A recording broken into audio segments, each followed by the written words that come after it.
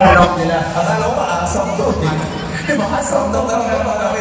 Pero ang ganda kasi nasimulan yung ating kick-off rally ng celebration dahil ating lang to, no? Doon din naman mapunta sa isang malaking celebration, di ba? Feel ko talaga tayo ngayong hapon na to. Oo, lalong-lalo na, yung susunod natin mga kasama, grabe yung goodness niya. Yes, yung kabutihan sa puso ng ating susunod na magkasalita. Isa po siya sa mga nating kalaban ng katiwalian at korupsyon. Isang natatanging human rights defender at kampiyon ng social justice sa ating bansa. Totoo. Makita mo lang yung gano'n niya. Lakot. Pamaalis si Rona. Ang laban niya ay laban nating lahat. Kaya naman nung siya ay kinunod ng gano'n-gano'n lang, lahat tayo ay nagalit, tumayo at umalma, di ba? At pagkatapos ng 2,450 araw, grabe, 2,454 days. Grabe yung paghihintay natin para sa kanyang paglaya. 2,554 na pagkakakulong, yung peking kaso na walang ebidensya ay ibinasura. Nakasanyo ba? Nang dahil sa kanya naramdaman natin yung paglaya, di ba? Ngayon, siya ay malaya at buong tapang siyang patuloy na lumalaban para sa ating katarungan at karapatang pantao. Mga kaibigan, number 6 sa balota mula sa party list na ML. Pagpapako natin, Senator Leila De Lima! Grabe!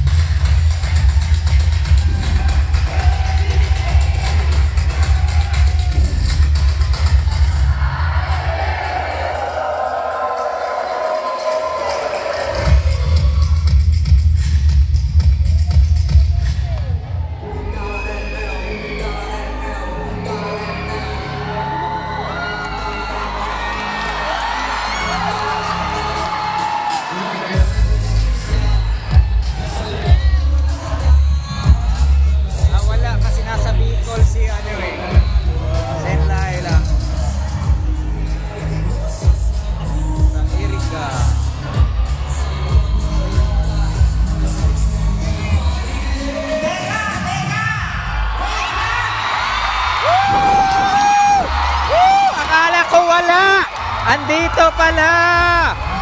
Woo! Akala ko naman standby lang. Woo! Ah, grabe! Grabe guys, oh.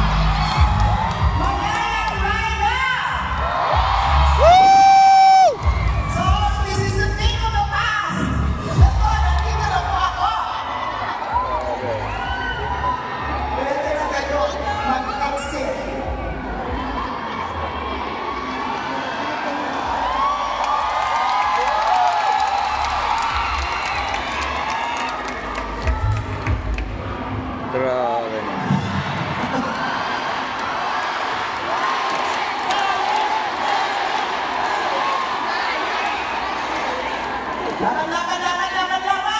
Laban! Magandang hapon po sa inyong lahat! Mga Kapitenyo! Mga Pilipino! Mga Bicolano! Mga Bicolana! Magandang hapon po sa inyong lahat! Ako, nakakamiss ang ganitong energy. Miss na miss ko po talaga ito.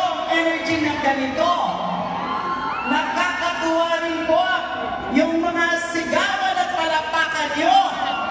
At nag-enjoy ako ngayon sa pagkikipag-selfie sa inyo. Wala po kasi akong selfie doon sa loob, wala akong cellphone. So ngayon lang ako nakakagamit ng cellphone pang-selfie. Napakasarap, ang sarap mga panya na hindi ka na standing. Grabe.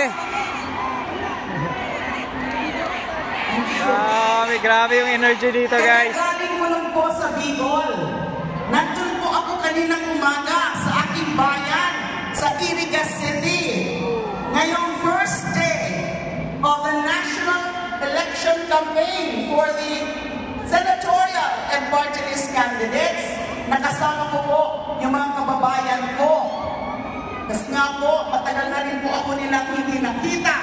Meron hubang mga Bicolano at Bicolana dito? Marami pala yung mga Kurangon hindi. Maray na hapon sa Indong Gabos. Marami kong nagtatanong sa akin, Manay Laila, hindi ka ba natatakot sa pagbabatikos mo sa mga puwersa ng kagiliman at kasamaan? Ang sabi ko naman, ano pa ba ang pwede nilang magawa sa akin? Yes po, Sir Eddie. Grabe yung tao ngayon dito. Sisiraan ba nila ako?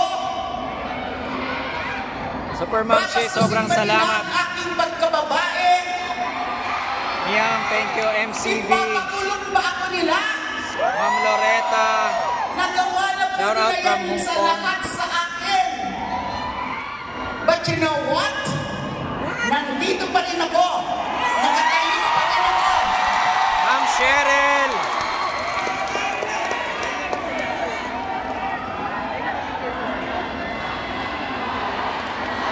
Salamat.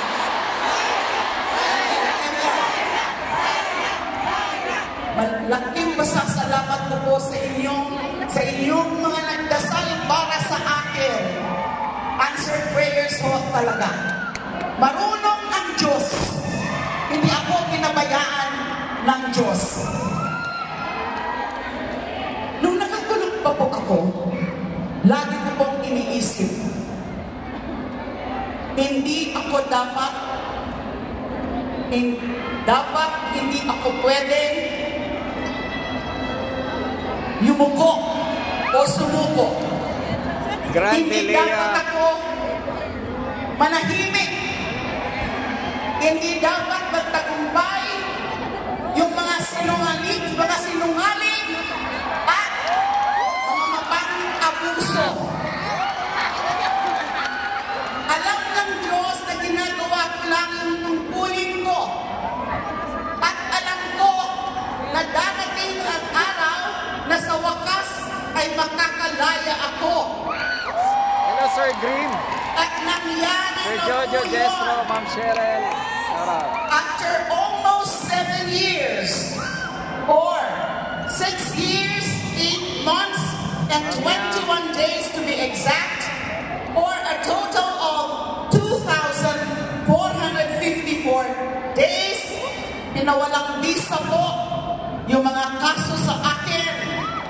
Gawa-gawa ng mga kaso yon. Green Mga inventong kwento. Kaya po, nakalaya ako. Sinungaling ang mga nagpakulong sa akin.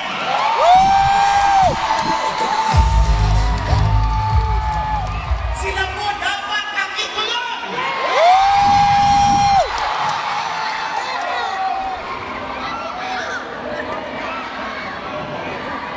Iniisip ko rin po lagi. May video ako nito, guys. I-upload ko lang. Kung nagawa nila sa akin na malinaw. yung isang senador, paano na kaya sa mga walang kalaban-laban?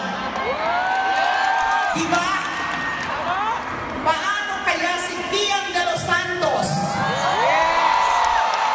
Paano kaya si Carl Arnaiz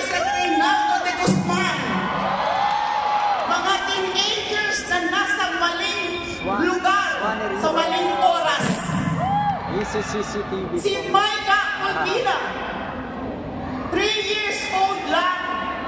Ano naman ang kinalaman ng isang bata sa illegal na droga? 3 years old, kinakay. At sinong tao o mga tao na nasa tamang katinoan na mag-iisip na okay lang yung mga ganyang pangyayari?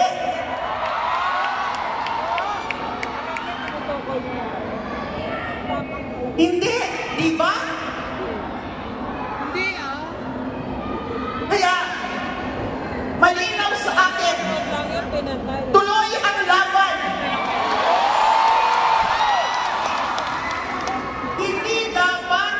Hindi dapat huminto, hindi dapat magpahinga hanggang hindi napapanagot yung mga may kasalanan sa pagkamatay ng libo-libong Pilipino, karamihan sa kanila, mga maliliit sa tao, Salamat po, Sir Six. mga hindi mayaman. Kung galit talaga sila sa droga, dapat inuuna yung mga big-time drug lords. Hindi yung mga mahihirap na mga pinaplantahan lang ng mga shabu, pinaplantahan ng mga baril o paltik para ipalabas na sila ay nanlaban at kaya silang pinatay. Ilan sa kanila, mga inosente. Yung ba? So, hindi po talaga kailangan ko po talaga na ituloy ang laban ko. Ituloy ang laban namin.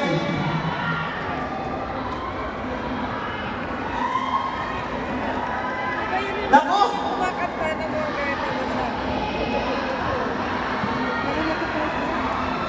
salamat po. Salamat po. Ngayon po. So,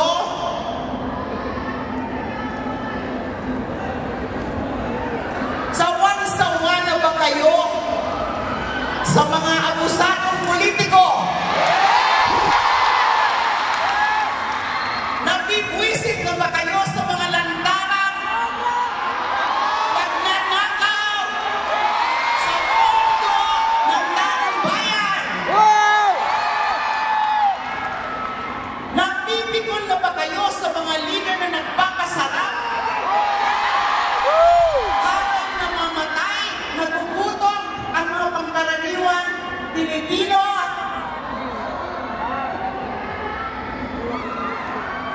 Laban po natin itong lahat. Laban ito para sa katarungan. Laban ito sa isang Pilipinas na ang mga leader ay tunay na naglilingkod at hindi nagkakari-harian. Alam naman natin kung sino yung mga nagkakari-harian. Hindi sila humaharap sa katotohanan, hindi sila humaharap sa pananagutan, hindi sila humaharap sa mga congressional hearings. Iba, tumatakas na lang, mga guilty sila.